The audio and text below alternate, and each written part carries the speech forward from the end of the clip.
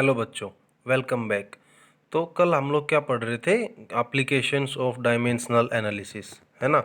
और पहली एप्लीकेशन क्या पढ़ी थी हम लोगों ने कि to check the correctness of physical relation, यानी कि कौन सा फॉर्मूला डायमेंशनली करेक्ट होता है, कौन सा फॉर्मूला डायमेंशनली करेक्ट नहीं होता। ठीक है।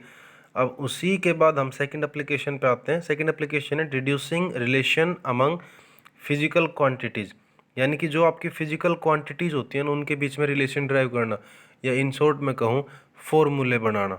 ठीक है। फॉर्मूले बनाना डायमेंशनल एनालिसिस से बहुत आसान है। अब वो कैसे? By the use of homogeneity of dimensions we can derive an expression for physical quantity if we know the various factors on which it depends. इसका सीधा सीधा सा मतलब ये है कि आपको दो चीज़ें पता होनी चाहिए। पहली, होमोजेनिटी प्रिंसिपल। दूसरी, कि फिजिकल क्वांटिटी कौन कौन से फैक्टर्स पे डिपेंड करती है। अब होमोजेनिटी प्रिंसिपल कौन सा होता है, मैंने कल आपको बताया था। उसकी सिंपल दो बातें याद रखनी है आपको कि सेम क्वांटिटीज़ को हम ऐड कर सकते हैं, सेम को हम सब्ट्रैक्ट कर सकते हैं, सेम को हम कंपेयर कर सकते हैं, और left hand side is always equals to right hand side. ठीक है।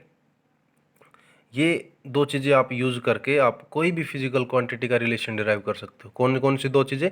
होमोजेनिटी प्रिंसिपल, और दूसरी कौन सी है कि कौन कौन से फैक्टर्स पे डिपेंड करता है फिजिकल क्वांटिटी।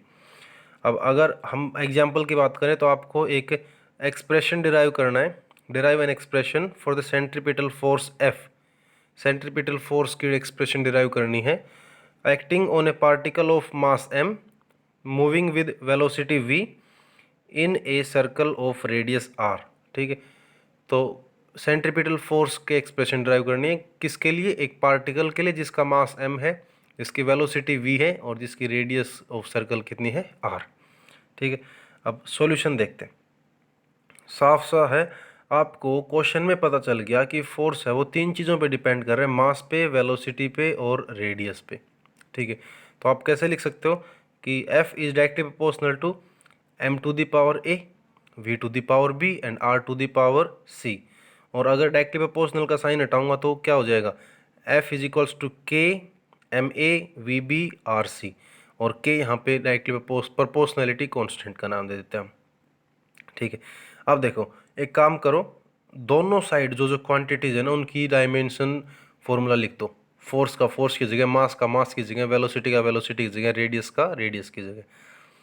तो फोर्स का डायमेंशनल फॉर्मूला क्या होता है? m1l1t-2।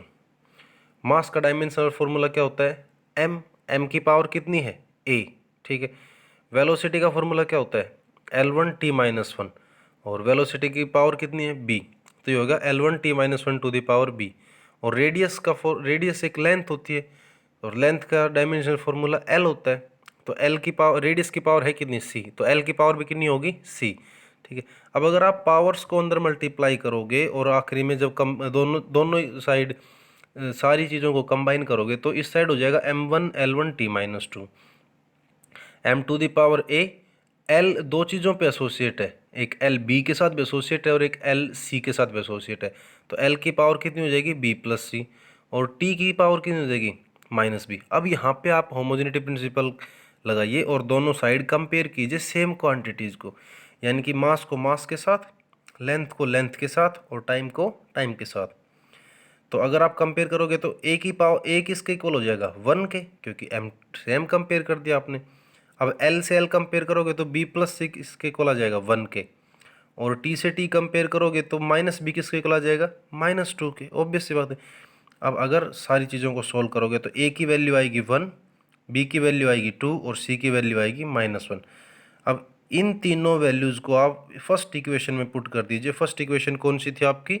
ये F is equals to K M A V B R C. A B C की वैल्यू आपने निकाल ली।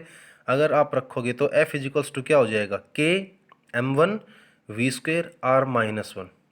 आर की पावर -1 है तो आप उसको रेसिप्रोकल में लेके जा सकते हो। तो F इज इक्वल्स टू क्या हो जाएगा?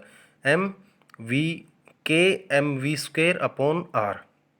और अगर यहीं पे आप k की वैल्यू 1 पुट करते हो तो आपका फॉर्मूला क्या बन जाएगा? F C is equals to M V square upon R. और आप सभी को पता है कि सेंट्रीपिटल फोर्स का फॉर्मूला क्या होता है? M V square upon R. तो देखा कितना आसानी से हम लोगों ने डायमेंशनल फॉर्मूले की हेल्प से ये फॉर्मूला डिराइव कर दिया। समझे कि नहीं समझे? तो आज के लिए इतना ही। कल तीसरी और लास्ट एप्लीकेशन समझाएंगे डायमेंशन फॉर्मूला की। ठीक है, तब तक के लिए आप लोग ध्यान रखें अपना। बाय।